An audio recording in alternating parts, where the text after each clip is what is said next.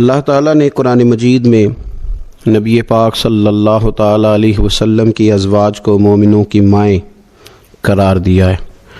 فرمایا النبی اولیٰ بالمؤمنین من انفسہم، فرمایا یہ نبی مومنوں کے ان کی جانوں سے بھی زیادہ قریب ہیں، وازواجہ امہاتہم، اور ان کی بیویاں ان کی مائیں ہیں۔ نبی پاک صلی اللہ تعالیٰ علیہ وسلم کے حرم محترم میں داخل ہونے والی ہر خاتون ہی بڑی شانوں والی ہے۔ وہ پاک باز اور بلند بخت خواتین جنہیں حضور سید عالم صلی اللہ تعالیٰ علیہ وسلم کی خدمت عالی مرتبت میں حاضری کا شرف ملا، وہ جو حضور کی ازواج مطہرات ہیں، اللہ تعالیٰ نے انہیں بڑے ہی درجات عطا فرمائے۔ لیکن ان خواتین میں سے سیدہ خدیجہ الکبریٰ رضی اللہ تعالیٰ عنہا، سیدہ عائشہ صدیقہ رضی اللہ تعالیٰ عنہا انفرادی شان رکھتی ہیں، باقی تمام بھی کئی شانوں میں منفرد ہیں، کئی مقامات میں منفرد ہیں۔ آج ہم بات کرنے جا رہے ہیں سیدہ عائشہ صدیقہ رضی اللہ تعالیٰ عنہ، وہ خاتون جس کو میرے نبی پاک صلی اللہ تعالیٰ علیہ وسلم نے فرمایا عائشہ تم سے نکاح کرنے سے پہلے حضرت جبریل امین علیہ السلام 3 دن تک ریشمی کپڑے میں تمہاری صورت لپیٹ کے لا کے مجھے دکھاتے رہے، اور عرض کرتے یا رسول اللہ صلی اللہ علیہ وسلم یہ عائشہ دنیا اور آخرت میں آپ کی بیوی ہے۔ نبی پاک سید عالم صلی اللہ تعالیٰ علیہ وسلم نے اس پاک باز خاتون سے فرمایا عائشہ یہ جبریل کھڑے ہیں اور تمہیں سلام کہہ رہے ہیں۔ حضرت عائشہ صدیقہ رضی اللہ تعالیٰ عنہ کو اللہ تعالیٰ نے بڑی شانیں عطا فرمائیں، اور سب سے بڑی شان یہ تھی کہ وہ رب کے حبیب کی محبوبہ تھی۔ نبی پاک علیہ السلام نے سیدہ فاطمہ الزہراء رضی اللہ تعالیٰ عنہ سے خود فرمایا، کہا فاطمہ تمہارے باپ کو عائشہ سے بڑھ کر کوئی بھی محبوب نہیں۔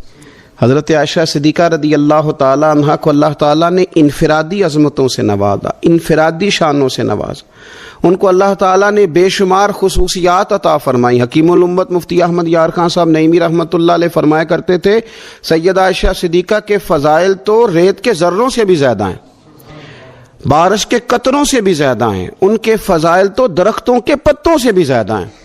اللہ تبارک و تعالیٰ نے انہیں بڑی عظمتوں سے شانوں سے نوازا۔ حضرت ابو موسیٰ اشعری رضی اللہ تعالیٰ عنہ فرماتے ہیں کہ نبی پاک علیہ السلام کے اصحاب کو اگر کسی دینی مسئلے میں اشکال ہوتا تھا تو وہ جا کے اپنا مسئلہ سیدہ عائشہ صدیقہ سے حل کروایا کرتے تھے۔ اللہ تعالیٰ نے انہیں اتنا علم عطا فرمایا تھا کہ صحابہ کرام اپنے مسائل جا کے سیدہ عائشہ صدیقہ رضی اللہ تعالیٰ عنہ سے حل کراتے۔ کیوں؟ اس لیے کہ انہوں نے دین مدینے والے رسول سے لیا تھا، انہوں نے ڈائریکٹ حضور سے دین حاصل کیا تھا، فیض یاب ہوئیں۔ حضور سے جو کچھ انہوں نے حاصل کیا انہوں نے امت میں تقسیم کیا ہزاروں کی تعداد میں۔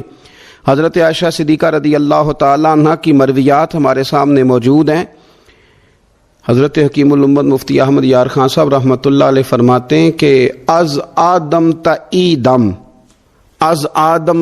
دم یعنی جناب آدم علیہ السلام سے لے کر آج تک کائنات میں حضرت عائشہ صدیقہ رضی اللہ تعالیٰ عنہ سے بڑی عالمہ فاضلہ خاتون کوئی نہیں ہوئی۔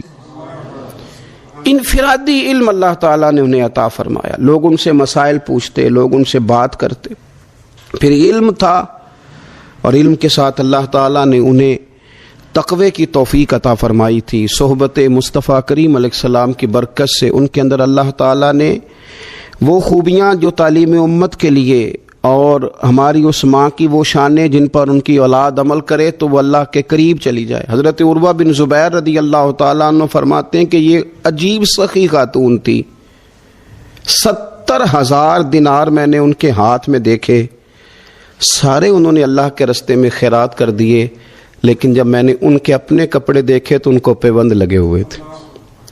70,000 دینار خیرات کر رہی، اپنے کپڑوں کو پیوند لگے ہوئے۔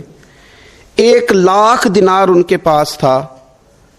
ان کی خادمہ کہتی ہیں سارا ہی سیدہ عائشہ صدیقہ نے خیرات کر دیا۔ میں نے کہا اماں جی کو 1 دینار رکھ لیتی ہیں، آپ کا روزہ تھا، میں کچھ کھانا لے آتی، آپ کھا لیتی۔ تو فرمانے لگیں کہ پہلے یاد کراتی تو شاید میں رکھ لیتی، تو سب بانٹ دیا اللہ کے رستے میں۔ حضرت عائشہ صدیقہ نے یہ ایثار حضور سے سیکھا، امت کو سکھایا۔ فرماتی ہیں ہم کوئی مجبور تھے فاقے کرنے پر؟ حضور کے در دولت پر تو خدا کے فضل سے بڑی نعمتیں آتی تھیں، لیکن حضور ساری ہی رب کے رستے میں خیرات کر دیا کرتے تھے۔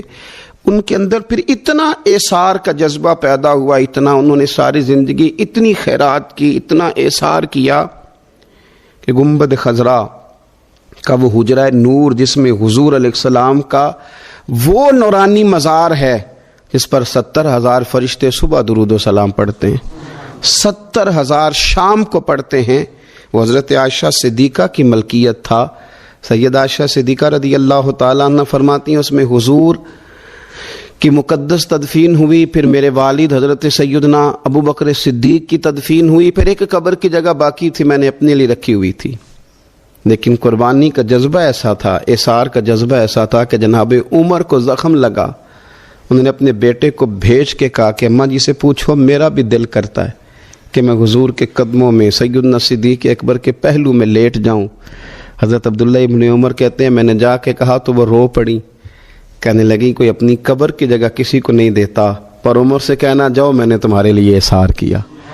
اتنا جذبہ قربانی کا ان کی طبیعت میں پیدا ہوا، اور پردے کا یہ حال تھا۔ امت کی بیٹیوں کو انہوں نے با پردہ اور باوقار رہنے کا یہ انداز بتایا کہ سیدہ عائشہ صدیقہ فرماتی ہیں حضور سید عالم علیہ السلام میرے حجرے میں تدفین ہوئی، حضور کا وصال ہوا، وہیں دفن ہوئے تو میں بغیر پردے کے جاتی تھی، حضور میرے شوہر ہیں۔ اور پھر جب وہاں جناب صدیق اکبر کی قبر مبارک بنی تو وہ میرے والد تھے، میں بغیر پردے کے جاتی تھی۔ اور جب وہاں حضرت عمر رضی اللہ تعالیٰ عنہ کی قبر بنی تو پھر میں نے پردہ کر کے جانا شروع کیا، اس لیے کہ عمر میرے لیے محرم نہیں تھے، میں پردہ کر کے جاتی تھی۔ تو حضرت عائشہ صدیقہ امت کی بیٹیوں کو بتاتی ہیں کہ میں تو مزار پہ جاؤں تو پردہ کر کے جاتی ہوں، میں تو حضرت عمر کے مزار پہ جاؤں تو پردہ کر کے جاتی ہوں، اور تم بغیر پردے کے بازار چلی جاتی ہو، وہاں تم چلی جاتی ہو، سر عام چلی جاتی ہو۔ یہ معیار دیا حضرت عائشہ صدیقہ رضی اللہ تعالی عنہا نے امت کی بیٹیوں کو۔ عبادت انہوں نے اس طرح کی، تقوی ان کا اس طرح کا تھا کہ آپ کے بھانجے فرماتے ہیں کہ ساری رات ہی وہ اللہ کی بارگاہ میں حاضر رہتی تھی، ساری رات ہی مصلی آباد رہتا تھا۔ پھر بھی ایک دفعہ حضور کی بارگاہ میں عرض کیا انہوں نے، یا رسول اللہ میری بخشش کی دعا کر دیں، میرے گناہوں کی معافی کی دعا کر دیں، یہ عاجزی ہے۔ تو نبی پاک علیہ الصلوۃ والسلام نے دعا کر دی، اے اللہ عائشہ کے ظاہری بھی معاف کر دے، باطنی بھی معاف کر دے، اگلے بھی معاف کر دے، پچھلے بھی معاف کر دے۔ اتنی خوش ہوئی کہ مسکراتے مسکراتے حضور کی گود میں آ گئی۔ صحیح ابن حبان میں موجود ہے کہ نبی پاک نے فرمایا عائشہ اس دعا پہ تو بڑی راضی ہوئی ہے نا؟ یا رسول اللہ میں بڑی راضی ہوئی ہوں۔ تو دیکھنا حضرت عائشہ صدیقہ کے صدقے امت پر کتنا کرم ہو رہا ہے۔ حضور نے فرمایا تو بڑی راضی ہوئی ہے نا یہ دعا سن کے کہ اللہ اس کے ظاہری بھی معاف کر دے، باطنی بھی معاف کر دے، اگلے بھی معاف کر دے، پچھلے بھی معاف۔ حضور میں بڑی راضی ہوئی ہوں۔ تو حضور فرمانے لگے مجھے اللہ کی عزت کی قسم میں یہ دعا اپنی ہر نماز میں اپنے ہر امتی کے لیے کیا کرتا ہوں۔ یہ ہمیں حضرت عائشہ صدیقہ کے صدقے یہ دعا نصیب ہو رہی ہے۔ غریبوں کا بھلا کر رہی ہیں سیدہ عائشہ صدیقہ، اپنی اولاد کا بھلا کر رہی ہیں، امت کا بھلا کر رہی ہیں۔ حضرت عائشہ صدیقہ رضی اللہ تعالیٰ عنہ سخت گرمی میں بھی عرفہ کے دن کا روزہ رکھا ہوا تھا، اپنے اوپر پانی چھڑک رہی تھیں۔ تو کسی نے کہا ماں جی اس گرمی میں روزہ رکھنے کی اور نفلی روزہ رکھنے کی کیا ضرورت تھی؟ تو آپ فرمانے لگی تمہیں پتہ ہے حضور نے فرمایا جو عرفہ کے دن کا روزہ رکھے گا اس کے سارے سال کے گناہ معاف کر دیے جائیں گے۔ تھوڑی دشواری ہوئی تو کیا ہوا؟ اس کیفیت کے ساتھ حضرت عائشہ صدیقہ رضی اللہ تعالیٰ عنہا کو اللہ تبارک و تعالیٰ نے شانیں عطا فرمائی، عظمتوں سے نوازا، ان کو اللہ نے بڑی بلندیوں سے نوازا۔ حضرت عائشہ صدیقہ رضی اللہ تعالیٰ عنہا نہ بطور ناز کے فرمایا کرتی تھیں، کہتی تھی 10 خوبیاں لوگوں مجھے وہ ملی ہیں جو میرے علاوہ کسی حضور کی زوجہ کو نہیں ملی۔ سب کی الگ الگ خصوصیات ہیں نا، سب کی الگ الگ شانیں، انفرادیت ہے۔ فرماتی تھی 10 چیزیں مجھے ایسی ملی ہیں جو میرے علاوہ کسی کو نہیں ملی۔ اماں جی وہ کون سی؟ تو فرمانے لگی میرے علاوہ حضور نے کسی کنواری عورت سے نکاح نہیں کیا، پھر فرمانے لگی میرے علاوہ حضور کی کوئی بیوی ایسی نہیں، کوئی اہلیہ ایسی نہیں جس کا باپ بھی مہاجر ہو، جس کی ماں بھی مہاجر ہو۔ اور پھر فرمانے لگی لوگو اللہ تبارک و تعالیٰ کا کرم دیکھو، رب کریم نے میری برات اور میری پاک دامنی کا اعلان عرش سے جاری فرمایا ہے۔ عرش سے حضرت عائشہ صدیقہ کے بارے میں 18 آیتیں سورہ نور کی نازل ہوئی۔ پھر سیدہ عائشہ صدیقہ رضی اللہ تعالیٰ عنہ فرمانے لگی میں ہی وہ خاتون ہوں کہ نکاح سے پہلی ریشمی کپڑے میں لپیٹ کے حضرت جبریل میری صورت لا کے حضور کو دکھایا کرتے۔ پھر فرمانے لگی میں ہی وہ عورت ہوں، میں ہی وہ حضور کی اہلیہ ہوں کہ جس برتن سے حضور غسل کرتے تھے مجھے بھی اسی سے غسل کرنے کا شرف حاصل ہو جاتا تھا۔ پھر فرماتی ہیں لوگوں یاد رکھو میں ہی نبی پاک صلی اللہ تعالیٰ علیہ وسلم کی وہ بیوی ہوں کہ میں حضور کے سامنے سوئی رہتی تھی، حضور تہجد کی نماز پڑھتے رہتے تھے، گویا جو انوار و تجلیات تہجد کے وقت وہاں نازل ہوتے تھے مجھے بھی اس میں سے خیرات ملا کرتی تھی۔ حضرت عائشہ صدیقہ رضی اللہ تعالیٰ عنہ فرماتی ہیں یہ میرا ہی مقام ہے کہ حضور میرے بستر میں ہوتے تھے اور حضور پر وحی نازل ہو جایا کرتی تھی۔ پھر ارشاد فرماتی ہیں کہ نبی پاک صلی اللہ تعالیٰ علیہ وسلم نے مجھے ہی وہ مقام دیا کہ حضور کا نورانی وجود میری گود میں تھا جب نبی پاک نے وصال فرمایا۔ فرمانے لگی میں ہی وہ خوش نصیب ہوں کہ میری باری تھی جب میرے نبی پاک کا وصال ہوا۔ اور 10ویں نمبر پہ فرمانے لگی لوگوں میں ہی وہ خوش قسمت ہوں کہ جس کے حجرے میں رسول پاک علیہ السلام کو دفن کیا گیا۔ قیامت تک جس پر لوگ سلام بھیجیں گے جسے گنبد خضرا کہا جاتا ہے، یہ وہی مقام ہے جو حجرہ عائشہ صدیقہ کہلایا کرتا تھا۔ اور کیا کمال بات ہے، کیا کمال بات ہے۔ حضرت سیدنا عبداللہ ابن عمر رضی اللہ تعالیٰ عنہ فرماتے ہیں کہ جب سیدنا فاروق اعظم رضی اللہ تعالیٰ عنہ کو زخم لگا نا، وہ شدید علیل ہو گئے، تو مجھے انہوں نے بھیجا حضرت عائشہ صدیقہ رضی اللہ تعالیٰ عنہ کے پاس۔ حضرت عمر کو زخم لگا، امت غم زدہ ہے ساری، بھیجا، کہا سید عائشہ صدیقہ سے جا کے کہو کہ میں اپنے 2 دوستوں کے پاس لیٹنا چاہتا ہوں، حضور کی قبر نور کے پاس، سیدنا صدیق اکبر کے پاس میں لیٹنا چاہتا ہوں، میں وہ جگہ چاہتا ہوں۔ حضرت عبداللہ ابن عمر کہتے ہیں میں حضرت عائشہ صدیقہ کے پاس اجازت طلب کرنے گیا تو وہ رو رہی تھی۔ جب میں نے ان سے کہا نا کہ سیدنا فاروق اعظم رضی اللہ تعالیٰ عنہ جگہ مانگتے ہیں یہاں لیٹنے کو، تو وہ رو رہی تھیں، کہنے لگیں یہ جگہ میں نے اپنے لیے رکھی ہوئی تھی، قبر کی جگہ، قبر کی جگہ۔ یہاں تو برادریوں نے اپنے اپنے قبرستان بنا لی، یہاں تو لوگوں نے بڑے بڑے عجیب تکلفات پیدا کر لیے۔ کہا یہ جگہ میں نے اپنے لیے رکھی ہوئی تھی پر میں عمر کو اپنے اوپر ترجیح دیتی ہوں، عمر کو اپنے اوپر ترجیح دیتی ہوں۔ حضرت عمر کو آ کے بتلایا تو جناب عمر کہنے لگے عبداللہ اس جگہ سے بڑھ کر کوئی متبرک جگہ میرے لیے ہو نہیں سکتی، یہ کمال ہو گیا، مجھے اجازت مل گئی۔ سیدنا فاروق اعظم راضی ہو گئے، لیکن پھر بھی وہ سمجھتے تھے کہ یہ حضرت عائشہ نے بہت بڑا احسار کیا، اپنی قبر کی جگہ ہی دے دی، قبر کی جگہ ہی۔ فرمانے لگے جب میرا جنازہ پڑھ لو نا تو سیدھے نہ لے جانا حضور صلی اللہ علیہ وسلم کی قبر نور کے پاس دفن کرنے، ایک دفعہ پھر سیدہ عائشہ کے گھر کے باہر رکھنا اور کہنا اماں جی عمر حاضر ہے، دفن کی اجازت مانگتا ہے، اس لیے کہ اتنا بڑا احسار، وہ جگہ جہاں قیامت تک حضور پر درود و سلام پڑھا جائے گا تو اس کا فیض وہاں دفن ہونے والوں کو بھی ملے گا، وہ اتنی شانوں والی جگہ۔ کہا کہ کہنا کہ عمر حاضر ہے، اگر آپ اجازت دیتی ہیں تو وہاں دفن کرتے ہیں۔ کہتے ہیں دوبارہ لے جایا گیا جنازہ حضرت عائشہ کے دروازے پہ، تو جناب عائشہ صدیقہ نے پھر فرمایا انہیں لے جاؤ، دفن کر دو حضور کے حجرہ نور میں، میں اپنے اوپر عمر کو ترجیح دیتی ہوں۔ تو بھائی کھانے پینے پہننے سے لے کر ان لوگوں نے تو قبروں کی جگہوں تک ایک دوسرے کے لیے احسار کیا، قبروں کی جگہوں تک کے لیے احسار کیا، انہوں نے بڑا احسار کیا۔ ہم اگر تھوڑا سا احسار کریں، تھوڑا سا جس کو ایمرجنسی ہے اس کو موقع دے دیں، تھوڑا سا اپنے دل بڑے کریں، تو میں سمجھتا ہوں کہ معاشرے میں سکون پیدا ہوگا، خود غرضی کا خاتمہ ہوگا، اپنائیت بڑھے گی، محبتوں کا فروغ ہوگا۔ اور حدیث پاک سنیے کہ میرے نبی کریم صلی اللہ تعالیٰ علیہ وسلم نے فرمایا، یہ بخاری مسلم دونوں میں ہے، حضور فرمانے لگے تمہارے رب نے جنت میں تمہارے لیے ایسی نعمتیں تیار کی ہیں، ایسی نعمتیں تیار کی ہیں، نہ کسی آنکھ نے دیکھی، نہ کسی کان نے سنی، نہ تمہارے دل پر کبھی خیال بھی گزرا ہو کہ اللہ یہ چیزیں بھی دے گا، یہ والی چیزیں بھی تمہیں دے گا۔ اور حضور فرمانے لگے جنت میں تمہیں اتنا سا پلاٹ مل جائے نا جتنا کوڑا رکھنے کی جگہ ہوتی، درہ دیکھا نا آپ نے کوڑا، جتنی کوڑا رکھنے کی جگہ ہوتی اتنی کسی کو جنت میں جگہ مل گی نا، صرف اتنی۔ تو حضور فرماتے ہیں جو کچھ دنیا میں ہے اس سب سے اس کے لیے اتنی جگہ ہی بہتر ہے۔ توجہ دلائی ہماری شوق۔ اور پھر حضور نے صحابہ سے کہا تھا کہ تم نے دنیا میں اس طرح رہنا ہے جس طرح کوئی مسافر رہتا ہے، کن فی الدنیا کانک غریب و عابر سبیل کما قال صلی اللہ علیہ وسلم، اس طرح وقت گزارنا جس طرح مسافر یا راہگیر وقت گزارتے۔ تو کبھی بھی کسی بندے نے کرائے کے مکان پہ پیسے نہیں خرچ کیے، وہ کہتا مجھے کیا مصیبت بنی ہے کرائے کے مکان پہ لگاؤں، میں اپنے مکان پہ لگاؤں گا، اپنا خریدوں گا تو لگاؤں گا۔ پردیس میں جو لوگ جاتے ہیں 30 سال رہتے ہیں پر کمبل بھی نہیں بدلتے، وہ کہتے ہیں یہ میرا گھر تو نہیں نا، میرا گھر تو پاکستان میں، حالانکہ یہاں آ کے وہ 10 دن رہتے ہیں پھر لوٹ جاتے ہیں، لیکن یہاں پیسہ خرچ کرتے۔